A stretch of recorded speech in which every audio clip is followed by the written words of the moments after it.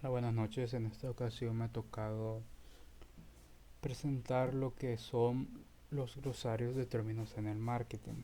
Como ustedes saben, el marketing es un mundo muy extenso en el cual se ocupan ciertos anglosismos, se podría mencionar, o términos que nos facilita la interpretación, digamos, de o resumen de alguna actividad que se deba realizar. En este caso, los mercadólogos ya más avanzados son los que más dominan estos términos. Entonces, ahora les voy a presentar lo que son un pequeñísimo resumen porque existen muchos términos. Entonces, esta presentación se va a enfocar en 25 términos en específico de un glosario de términos en el marketing. Así que espero les guste. Y ahora tenemos lo que es una frase que me permiten leerla. Es sobre el marketing se está convirtiendo en una batalla basada más en la información que en el poder de las ventas. ¿Quién nos lo comparte? Philip Kotler. ¿Qué quiere dar a entender con él? Más que todo es de que el principal objetivo, digamos, que debemos tener antes de una campaña de estrategia o de algo es la información. O sea, como bien lo comparten muchos más autores de diferentes ramas, la información es poder. Entonces, mientras más información tenga, más ventajas tiene. Y en el mundo del marketing, la información es oro. ¿Por qué?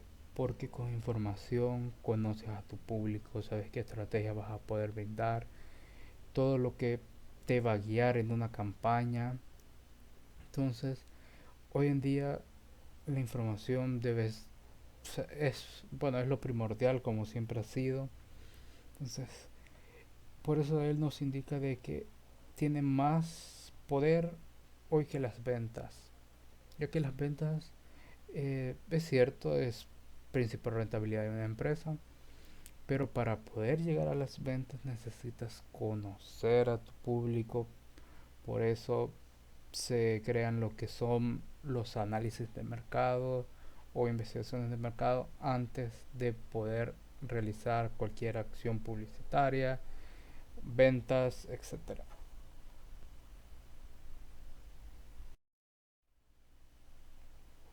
Ahora empezando con lo que es nuestro primer concepto de este glosario de marketing, tenemos el análisis de la competencia, el cual consiste en analizar los recursos, fortalezas y debilidades de nuestra competencia para así que podamos definir una estrategia que permita actuar de mejor manera nuestro posicionamiento frente a ellos. Esto es como de las principales acciones que un mercadólogo tendría que poder realizar, ya que tenemos que estar al tanto. O sea, no podemos centrarnos solo en nosotros, tenemos que poder conocer nuestro entorno que nos rodea, porque si no conocemos nuestro entorno que nos rodea, no podemos prevenir adversidades, enfrentar lo que se nos venga. Entonces, el análisis de la competencia es súper fundamental para poder, digamos, ya sea destacar o innovar en ese mercado.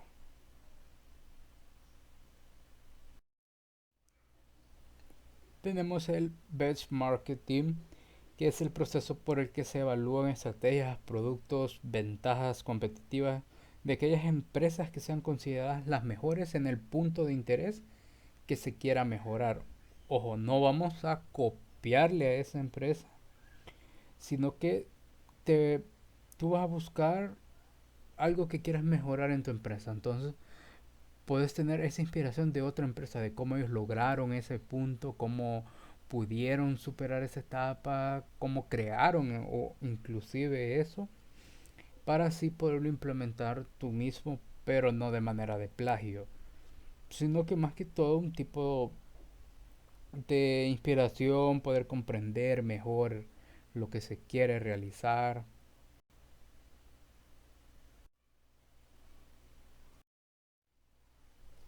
Ahora tenemos lo que es el kawi.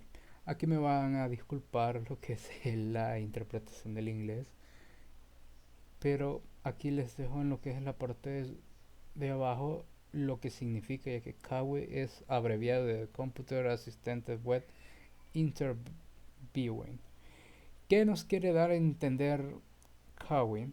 Es de que esta es una técnica de encuestas en la que el encuestador recibe lo que es un cuestionario de manera online, ya sea mediante correo electrónico, página web. Este tipo de encuestas más que todo tiene un coste muy bajo, por lo tanto se necesita, lo único que se necesita en este caso sería que los usuarios tengan internet y que confíen en el envío de sus datos a través de esta.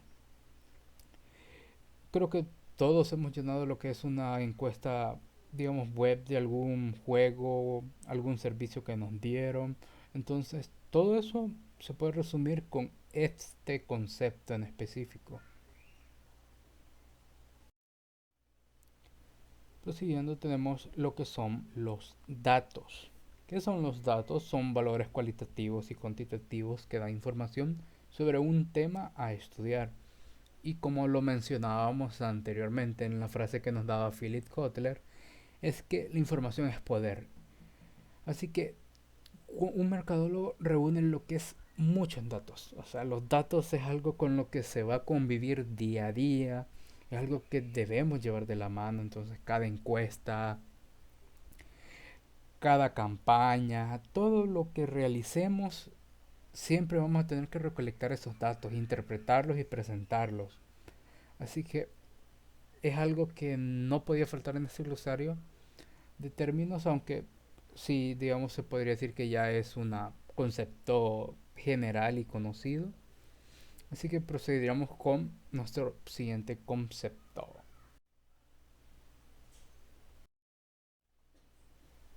Ahora tenemos lo que es la escala de Likert o escala Likert, se le puede conocer también.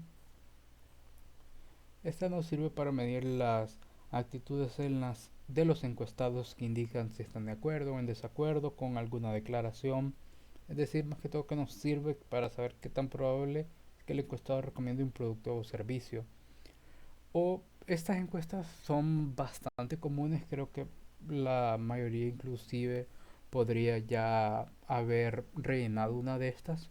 Y son aquellas encuestas en las que nos pasan que nos podrían hacer una aclaración tipo: la UGB es el mejor centro de estudio universitario en el Oriente. Y luego les ponen las opciones de respuesta que sería totalmente de acuerdo, ni de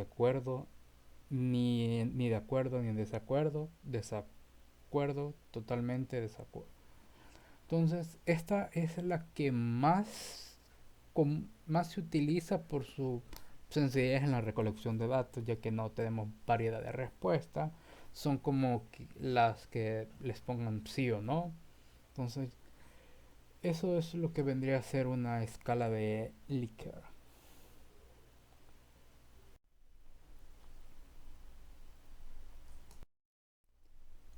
Ahora siguiendo con lo que sería nuestro concepto de focus group, podríamos decir que es una técnica de investigación cualitativa que consiste en reunir a una cierta cantidad de personas, ya sea 6 a 12, o debatir, mejor dicho, sobre un tema concreto que nos permita conocer su opinión. La realización más que todo del focus group se debe hacer en un lugar amplio, que sea cómodo, no lo podemos tener en el sol ni nada que pueda afectar su estado de ánimo y toma de decisiones, que sean lo más neutrales y cómodos posible. Y esta será asistida por un moderador que únicamente interferirá para presentar un tema. Eso nos podría ayudar, digamos, a opinión de un producto. Se reúne a 12 personas, digamos, un producto que opinen sus pros, contra y diferentes aspectos, y ahí vamos tomando nota. Seguimos con lo gráfico dinámico, algo que vamos a ver siempre y vamos a tener que presentar porque es algo fundamental. Así como lo decían los datos, esto iría de la mano, digamos, es lo que vamos a tener que recolectar. O sea, nos sirve para elaborar los datos obtenidos de una tabla, para presentar. Aquí presentamos los datos de mayor interés o los que nos hayamos enfocado nosotros en la recolección anterior, se podría decir. Y esto nos ayuda para que lo podamos presentar ya de una manera profesional. Quería vaya, si hicimos una campaña, los datos recolectados, aquí puede ir la encuesta de cuántas personas fueron alcanzadas, cuántas respuestas, tal cosa. Entonces, el gráfico dinámico es de los principales recursos que vamos a ocupar, se podría decir, en lo que es el marketing. Tenemos lo que es la hipótesis. ¿Que es una hipótesis? ¿Será, pregunta, una hipótesis? ¿Será una verdad? ¿Qué es la respuesta que buscamos obtener en la hipótesis?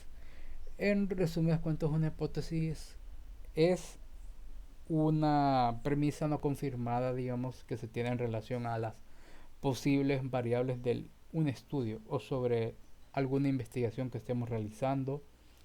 Y esto nos posibilita pensar en un antes y el final, si vamos a poder constatar su validez o no. Es como algo que no está establecido, digamos, una pregunta que tendrá su respuesta, pero no podría ser no la respuesta que esperemos o podría llegarnos a la respuesta que sí queremos. Entonces, una hipótesis más que todo es una premisa de algo que posteriormente investigaremos. El insight son aspectos y motivaciones que se hace que un consumidor tenga un determinado comportamiento hacia la compra de un producto o preferencia por una marca. Esto más que todo consiste en valorar los aspectos psicológicos que resumen el comportamiento del consumidor y que son de máxima utilidad para el lanzamiento de nuevos productos, nuevas oportunidades en el mercado o lanzamiento de campañas publicitarias. Entonces, esto nos podría dar eh, tipo previstas sobre conocer algún comportamiento que tenga el consumidor para así poder saber o tomar las mejores decisiones. Y tenemos lo que es, creo que se conocerá bastante, incluso en muchos lugares se utiliza, es como de las principales herramientas a utilizar, es los KPIs. ¿Qué es un KPI? ¿De qué nos va a ayudar? ¿Para qué?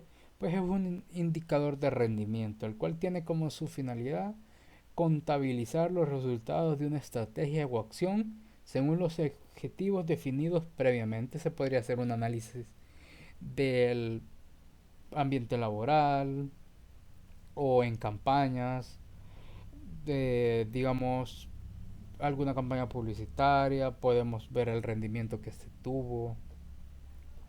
Más que todos los KPIs están enfocados en lo que sería las personas dentro de las organizaciones, digamos, medir su rendimiento laboral. Es en lo que se enfoca más que todos los KPIs. Tenemos lo que son las lógicas condicional, que consiste en establecer unas preguntas filtro en las encuestas, lo que según las respuestas del encuestador se irá guiando por un camino u otro. Estas son como las películas, hay ciertas películas en Netflix que a nosotros nos da la opción de qué acción va a tomar el personaje y mediante esa acción así se va a ir desarrollando la historia y va a tener su final. Entonces estas encuestas vendrían a ser lo mismo, nos hace un hincapié en las preguntas clave del cuestionario y según la respuesta que nosotros tengamos, se podrán hacer otras respuestas. Entonces, si nosotros tenemos uno y 2 y nos vamos por uno, en el uno se nos puede presentar preguntas tipo 3 y 4. Pero si nos hubiéramos ido por el 2 se nos hubieran presentado preguntas tipo 5 y 6.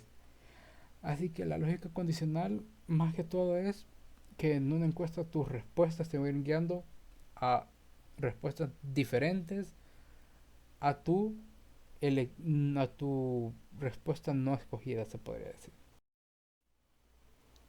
El marketing mix, ¿qué es?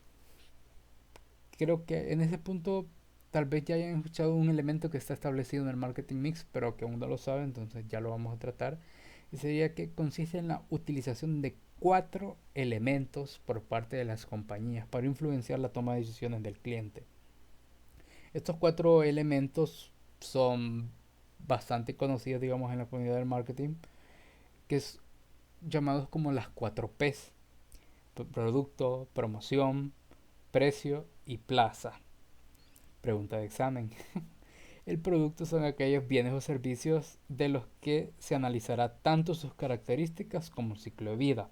El precio será el estudio del costo de fabricación del producto hasta que lo esté dispuesto a pagar el cliente y el valor que tiene para el consumidor. La promoción está compuesta por las herramientas de publicidad y comunicación y la plaza hace referencia al cómo y al lugar en el que se distribuirá el producto o servicio. De este modo, se definirá la estrategia de venta del producto o servicio según lo que se busca representar o las necesidades que el cliente y el valor que tenga. Tenemos lo que es un nicho de mercado. En este punto la mayoría tendríamos que saber qué es un nicho de mercado, qué debemos hacer con un nicho de mercado, cómo seleccionarlo, cómo buscarlo.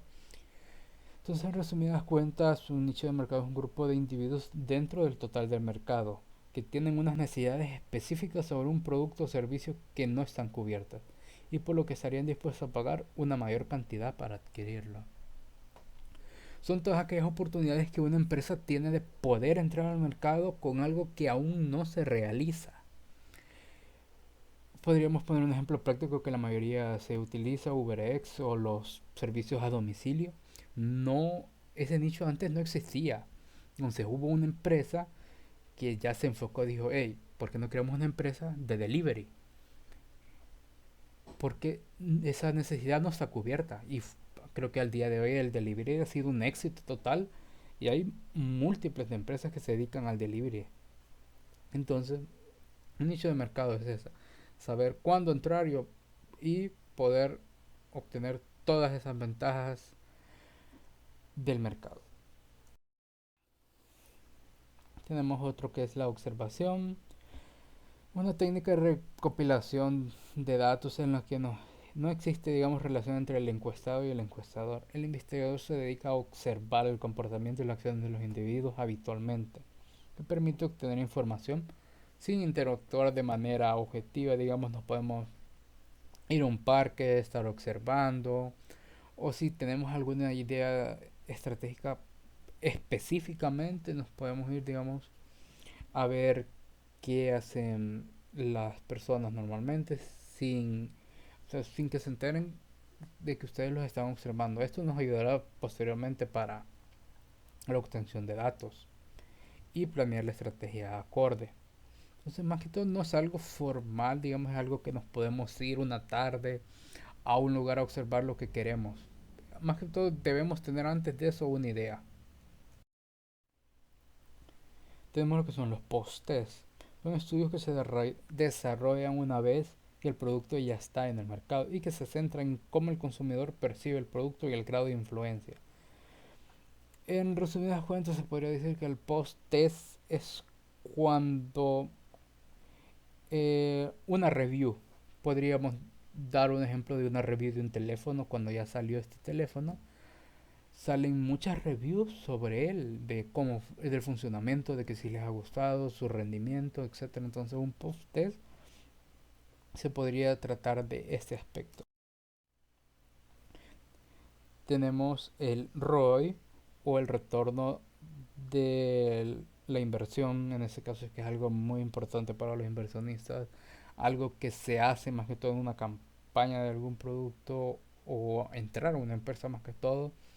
Creo que la primera pregunta que se hace un inversionista es cuándo voy a recuperar mi inversión.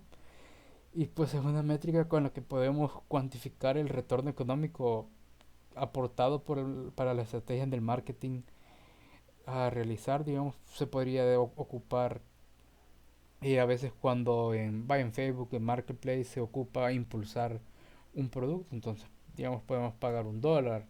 Entonces nuestra inversión fue $1. Así que con la venta vamos a ver cuándo poder recuperar ese dólar. Entonces, pero a escalas mucho más grandes, entonces el ROI es algo muy importante para los inversionistas, ya que nadie quiere perder dinero y quiere recuperarlo lo mayor pronto posible. Tenemos el STDC o el See Twin to Care. ¿Qué es el Swing Twin to Care? Tal vez es un concepto nuevo para la mayoría o lo conoce por otra manera. Es el framework See to Care, es un modelo de mercado simple pero efectivo, orientado a las intenciones del consumidor, diseñado para obtener el mayor impacto y efectividad posible. Su creador, Avinash Kaushik, ha manifestado que una de las razones fundamentales de su existencia de este framework se debe a la mutación en el comportamiento, las aspiraciones y necesidades de los consumidores modernos, sumada al apogeo de la era digital, ya que, como saben, la era digital es un antes y un después, incluso para la mercadotecnia, definiendo un poco por individual lo que vendría a ser cada una de las palabras. Podemos iniciar con la primera sí, que la pueden observar en color celeste, es el ojo. Esta primera etapa hace referencia a toda la audiencia que podría consumir o necesitar un producto o servicio. Así como hablábamos del nicho de mercado, aquí podríamos aplicar el nicho de mercado a todos esos que necesitan algún producto o servicio que nosotros les podríamos brindar. Tenemos el twin en color verde. En esta etapa de consideración se encuentra ese subconjunto de la audiencia que manifiesta una mínima intención por adquirir un producto o servicio. El do o el amarillo sería aquella ese subconjunto de la audiencia que manifiesta de manera explícita su intención de comprar un producto o servicio. Esta porción de la audiencia es la más disputada por las marcas actualmente, en la que se encuentra más del 90% de las actividades de mercadeo y esfuerzos publicitarios, porque son personas que ya decidieron. Y el care, nuestro rojo, son esos clientes que nos han comprado más de 2 veces algún producto o servicio, quienes generan mayor compenetración con la identidad de la marca. Nuestro cliente ideal, aquel que va a volver y volver y volver a comprarnos. Entonces, eso cuando se logra el cliente ideal o la fidelidad del cliente, la empresa ya ganó. El bonito target. Una frase de las más comunes o conocidas en este glosario. Es cuando en marketing hablamos que nos referimos al público o clientes ideales que pretendemos impactar. Se podría decir no como el nicho de mercado, sino el tipo de clientes que nosotros vamos a querer o a quienes queremos impactar. Podemos impactar por edades, géneros, gustos, etcétera. Entonces ya se enfoca más que todo en la persona y nuestro público objetivo. Tenemos la buyer person o serían esas personas o multitudes de personas que se crean a partir de la investigación sobre nuestro público ideal, nunca a partir de suposiciones. Sirven más que todo para ayudar a que una empresa pueda comprender mejor quién es su cliente y qué necesita. Se recomienda darles nombres, edades y describir sus objetivos y demandas comunes, pero sobre todo durante su creación hay que enfocarse en pensar cómo tu empresa, producto o servicio puede solucionar los problemas reales de esas personas. Es lo que se ve hoy en día, o sea, las empresas ya no deben enfocarse solo en vender, o sea, deben enfocar en qué quiere nuestra persona, qué quiere nuestro público, qué necesita, qué le soluciona. Y las personas se nota mucho que son leales a las marcas que les ofrecen estos servicios, que le hacen sentir parte y se sienten escuchadas por las empresas. Tenemos las pruebas A y B. Sucede que en el marketing de contenidos es una forma de comunicar varias ventajas sobresalientes en nuestro público. No obstante, de este modo no podemos tener certeza plena de cuál de nuestras estrategias es la adecuada. Entonces las pruebas A y B hacen alusión precisamente a esa duda de no saber cuál estrategia sería la mejor a aplicar, sino que esta es una técnica que nos puede dar resultados diferentes. No hay que tener más dudas ni temor a una decisión no fundamentada, se podría decir. Se lanzan dos propuestas, como podemos observar. Un mismo tema, dos propuestas de un mismo elemento a promocionar. Una se le entrega a la mitad de su público y la otra a la otra mitad.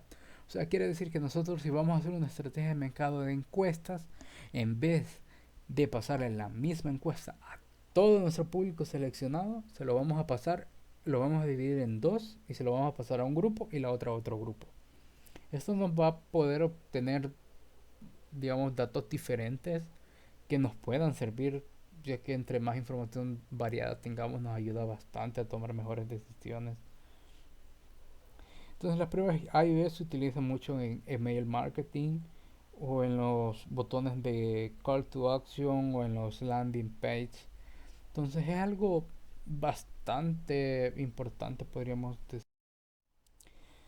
Tenemos el Advisor, un tipo de investigación que mide los efectos de la publicidad. Permite medir la memoria, la persuasión, la claridad, la originalidad y el grado de implicación del anuncio.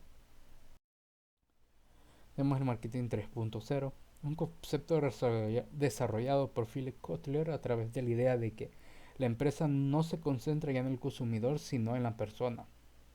Eso significa que la responsabilidad corporativa se convierte en el centro de la interacción con el cliente, como lo decíamos al inicio en su frase, que les importa más la información que las ventas. Entonces, en este caso, las empresas se están centrando en las personas, o sea, ya no los ven como un simple dinero que llega, no, o sea, ya lo ven como persona, se enfocan por darle la mejor experiencia, poder para poder así crear las mejores campañas a desarrollar.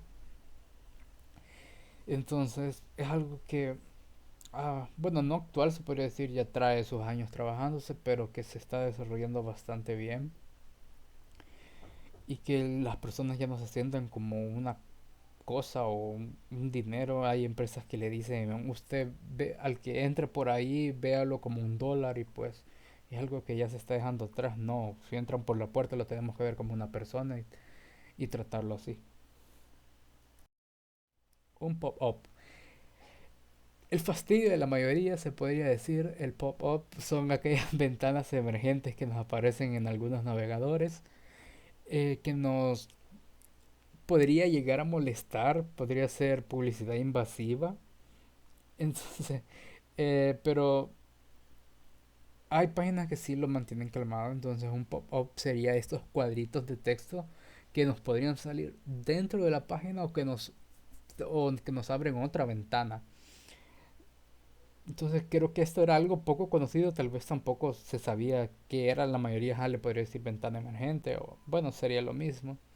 Entonces en términos de marketing el pop-up sería esto. Tenemos el storytelling, algo que funciona sí o sí se podría decir. Es un recurso creativo que busca captar la atención del cliente mediante el relato de una historia, cuento, caso o anécdota. Que hay varios anuncios, digamos, que podría describir la historia de una persona, de cómo le facilitó su vida tal producto, tal experiencia, tal servicio. Entonces, eso nos hace confiar más, digamos, en la empresa o en el producto porque tenemos como una historia detrás que la respalde. O específicamente en lo, bueno, se ve mucho en el anuncio, digamos, puede decir a personas que se les encuesta después para saber qué opina de eso. Entonces, la storytelling es algo que se ocupa bastante, ya que la emoción, digamos, se podría decir, es algo que a la gente le atrae mucho. Y para terminar con nuestro glosario de marketing, tenemos el teaser.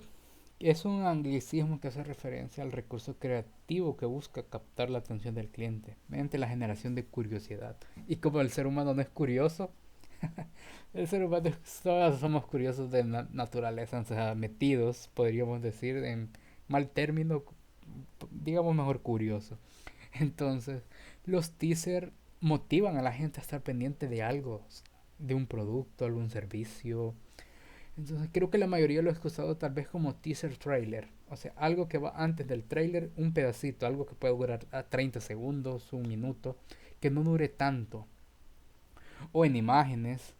Digamos como en este caso tenemos el ejemplo de de ese papelito en el que están arrancando algo y se ve que abajo hay algo.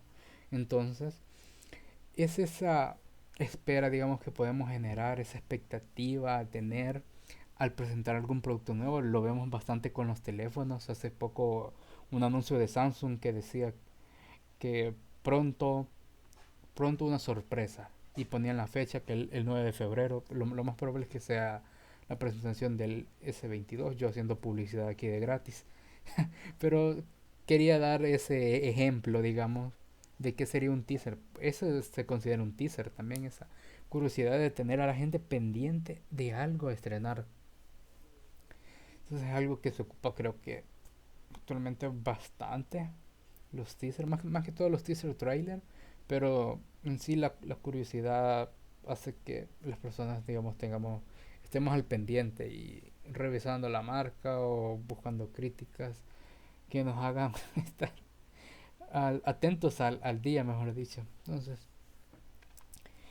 y siguiendo, entonces, hasta aquí llega lo que es mi presentación de mi glosario de marketing. Es corto, pero como les decía, los conceptos de marketing hay cientos.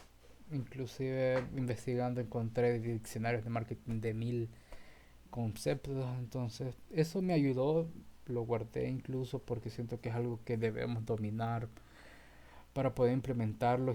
Y vaya, imagínense, nos preguntan qué es un kawi, qué es un ROI en alguna entrevista de trabajo y que nosotros no sepamos responderlo nos va a dejar muy mal. Entonces creo que deberíamos poder conocer más nuestro entorno de marketing, así como mercadólogos, que nos va a ayudar bastante. Entonces mi aprendizaje hoy siento que ha sido bastante bueno porque me ha podido despertar más ese interés, digamos, por conocer más conceptos. Ya yo tengo las páginas guardadas incluso para poder leer más detenidamente y poder crecer como profesional. Entonces, hasta aquí llega mi presentación y muchas gracias por haberme aguantado estos 32 minutos.